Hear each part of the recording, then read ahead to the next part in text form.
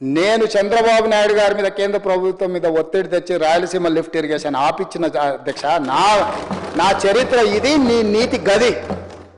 ఇవాళ నేను సూటిగా చెప్పదలుచుకునే వేదిక మీద నుంచి 2 రాష్ట్రాల మధ్యలో మంచి వాతావరణం ఉండాలని ఇప్పటి వరకు నేను సాధించిన విజయాన్ని కూడా నేను చెప్పుకోలేదు అధ్యక్ష.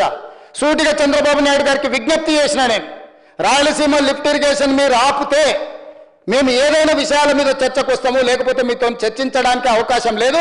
మొట్టమొదట 3 టీఎంసీలు పర్ డే అక్రమంగా నిర్మిస్తున్న రాయలసీమ లిఫ్ట్ ఇరిగేషన్ పనులను మీరు ఆపండి అని మేము వారిని క్లోజ్డ్ రూమ్లో అడిగితే మా మీద గౌరవంతో రాయలసీమ లిఫ్ట్ ఇరిగేషన్ ఆపేసింది అధ్యక్ష. మీరు ఈరోజు నిజ నిర్ధారణ కమిటీని సభ నుంచి పంపించండి. కూనంనేని సాంబశివరావు గారిని, అక్బరుద్దీన్ ఓవైసీ గారిని, బీజేపీ మహేశ్వర్ రెడ్డిని ఎవరిని కమిటీ వేస్తారో, ఇంక్లూడింగ్ బీఆర్ఎస్ మాజీ సాగునీటి పారుదల శాఖ మంత్రులు 2 ఉన్నారు, చంద్రశేఖరరావు, హరీష్ రావు. వాళ్ళిద్దరు నాయకత్వాన్ని ఎవరినో ఒకరిని పెట్టి రాయలసీమ లిఫ్ట్ ఇరిగేషన్ పనులు ఆగినాయా లేదా, ఉత్తమ్ కుమార్ రెడ్డి గారు మంత్రి అయిన తర్వాత కాంగ్రెస్ అధికారంలోకి వచ్చిన తర్వాత ఆగిన వాళ్ళే నిజ నిర్ధారణ కమిటీ పంపించండి అధ్యక్ష.